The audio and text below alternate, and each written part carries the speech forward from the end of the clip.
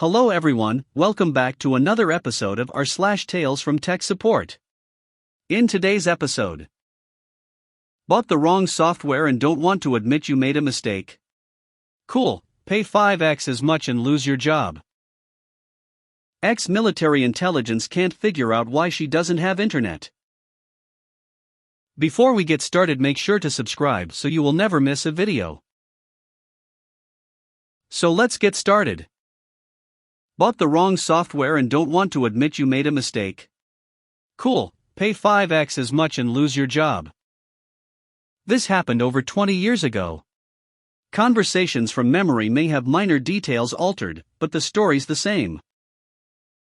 I had worked about 2 years at this point for a MSP, at the time called a systems integrator, and they generously paid for the engineers/techs to obtain industry certifications. I started out as an on-call contractor setting up desktops, and they hired me on full-time after about 3 months.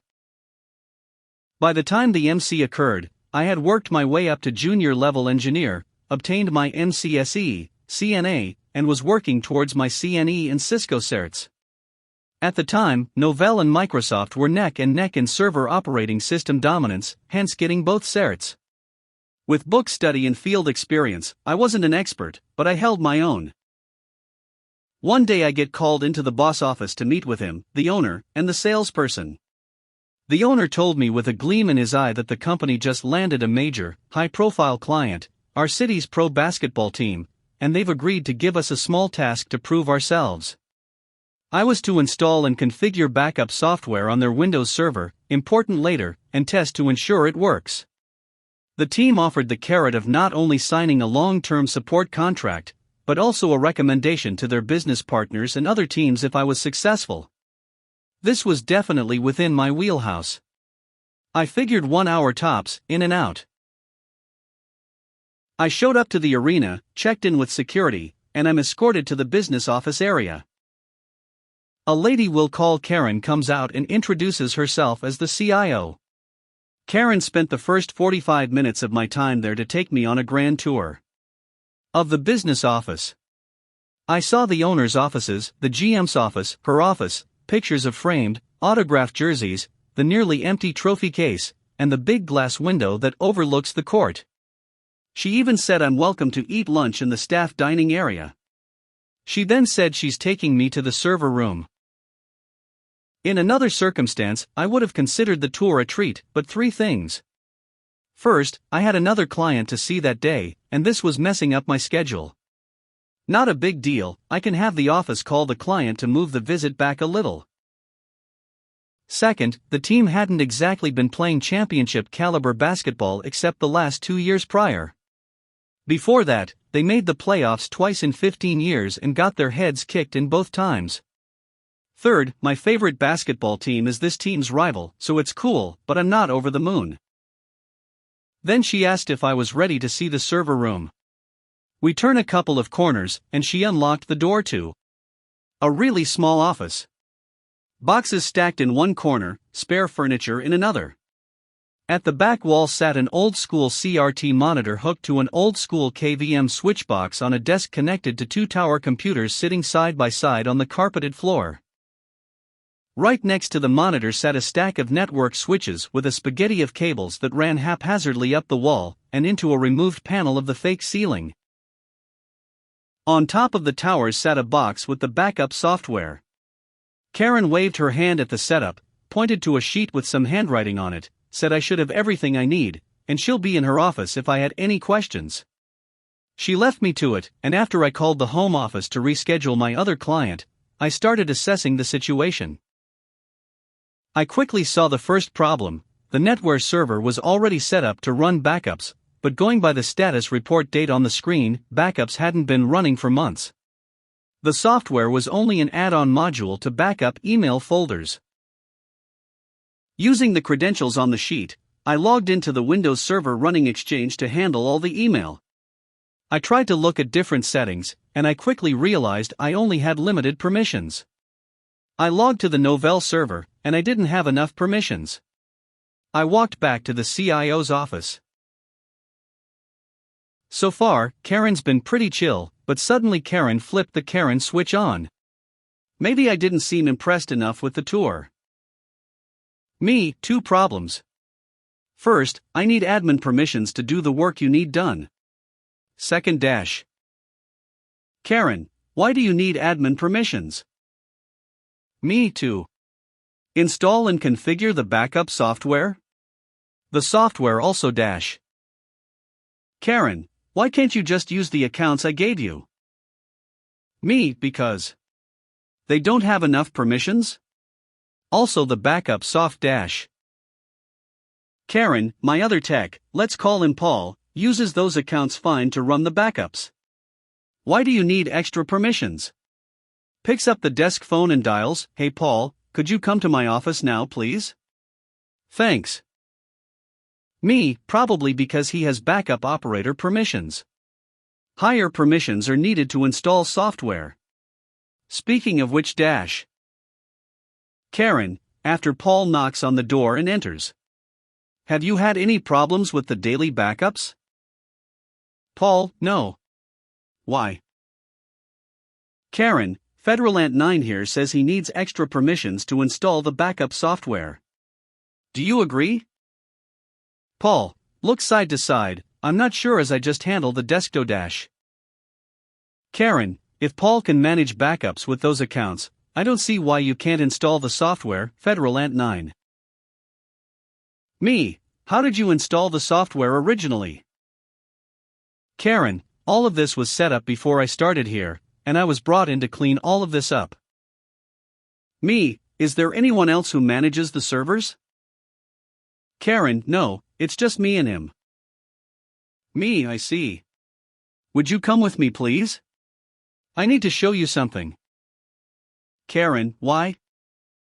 Me, it's easier to show you than explain. Karen rolls her eyes, gets up from her desk, and motions for Paul to come with. We all go back to the server room. Me, okay, first let me ask. My understanding is you want the backup software installed on the Windows server, right? Karen, of course, so it can perform brick-level backups of the email. You guys said you were sending one of your best. How do you not know about backups? Me, that's why I'm asking. You bought an add-on module for the Novell server, showing her where it says on the box.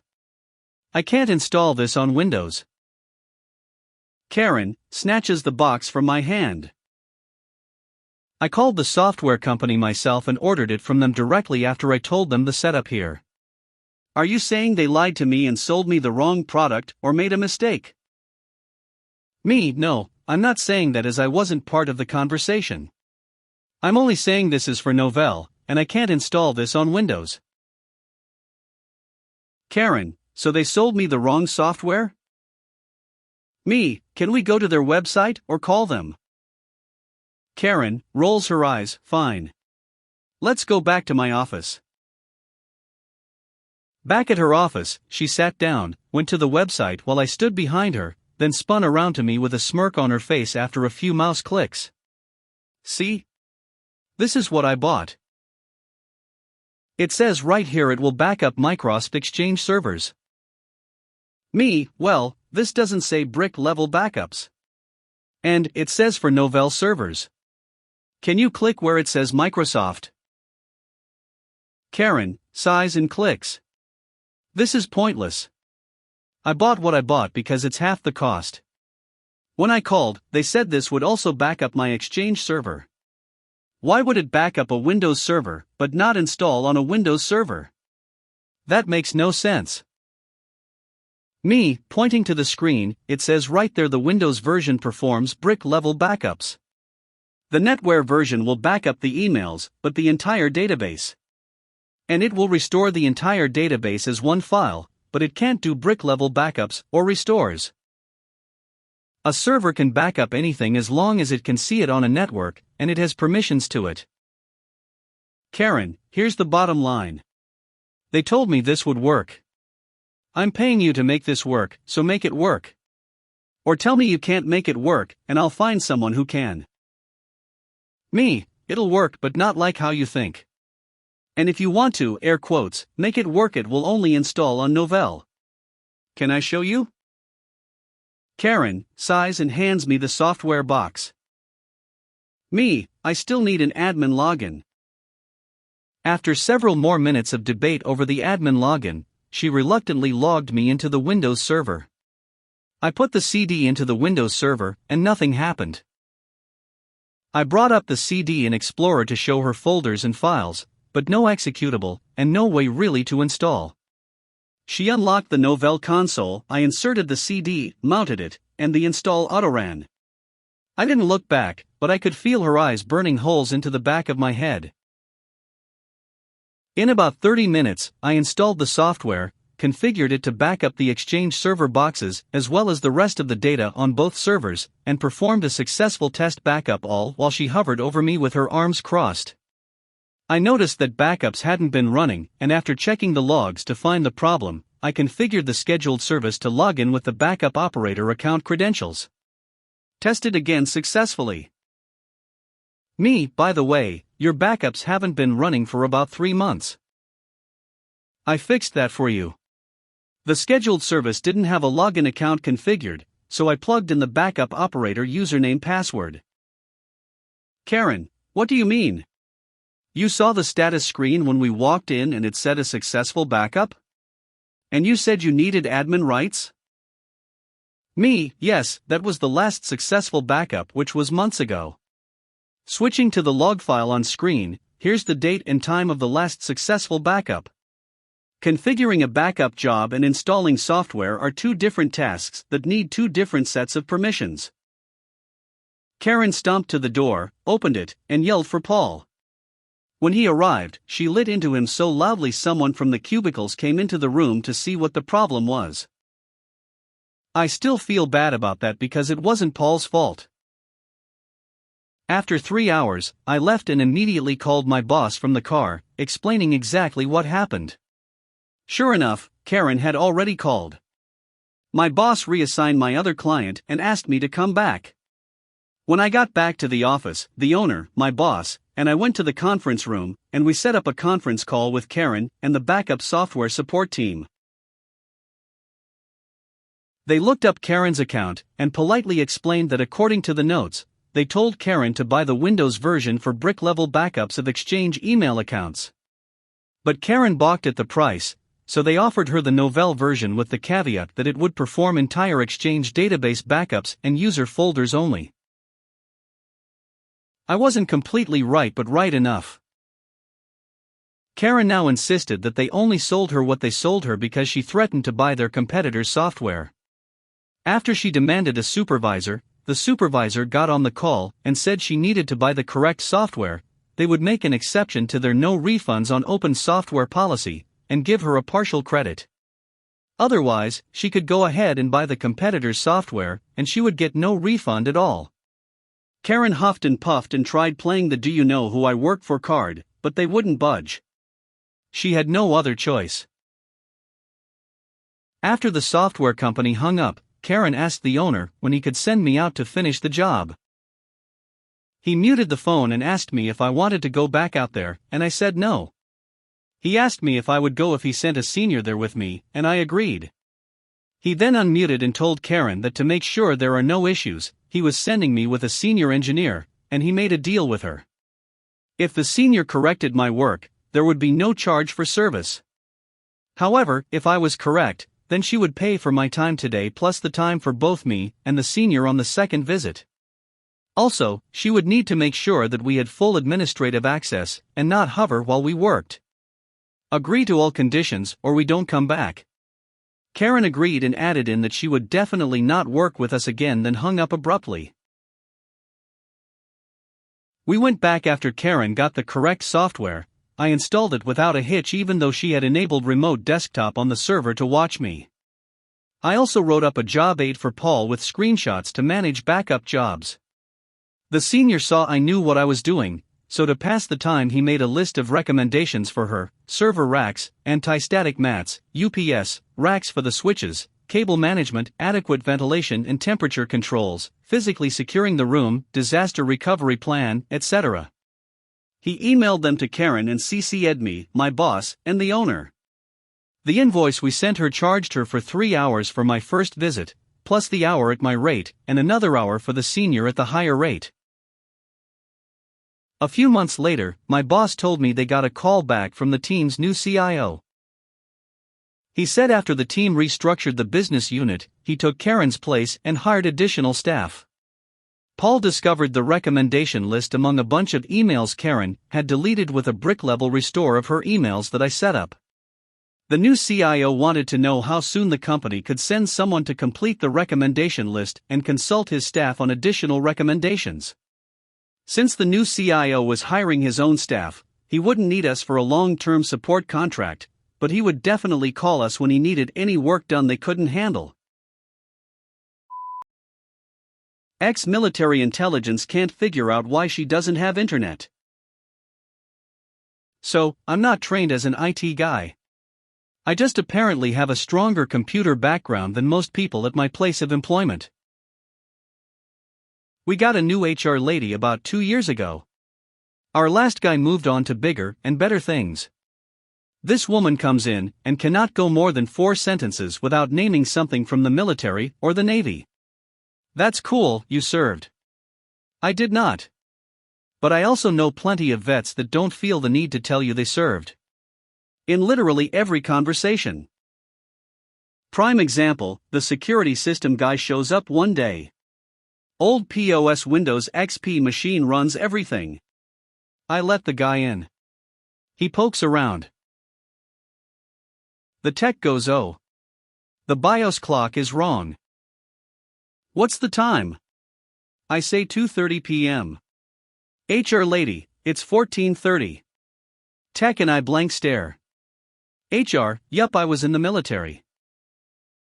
Fast forward to Christmas time. I finally am able to take a day off. Or so I think. About 7 a.m. the phone rings. Wakes me up. It's one of our shop guys. Tells me the battery backups on the hypervisors are screaming. I try to VPN in and see what's going on. Can't access the building. Ask the shop guy to tell me what's up in the network room. Tells me it's dark. Looks like the building lost a phase of power. Awesome. I tell him thanks for the heads up. Let me know when power is restored. I'll log in and check on everything. While we're on the phone, he tells me we lost all phases, and now it's pitch black in the building. Great. About an hour goes by. My boss texts me. Boss, hey. Who's in the network room? Me, I don't know. I took today off. You're the boss. Why don't you check it out? Boss. A couple minutes pass. Boss calls me laughing. Says he goes in the network room. There's HR standing there all condescending. There's an AT&T tech with a flashlight on the fiber hub. Looks at HR, looks at my boss. Says, do you know why you don't have any fing internet? Because you don't have any fing power. God. Yup. HR called AT&T because she couldn't get online. My boss told me she was sitting in a pitch black office huddled around the laptop, complaining she couldn't connect to her email. I'm the emergency contact for the AT&T account. So whenever the connection goes down, I get a call. Usually from some pleasant person out of India. Before I could drift off back to sleep, my phone rings. I answer. In a very thick accent, the man asks me if I'm Karen. I grin. Just say sure, buddy. I'm a dude. AT&T rep, how was your service from your visit today, Karen? Me, it was great, buddy. Keep up the good work over there. No need to call back. Thankfully. She quit about 8 months later.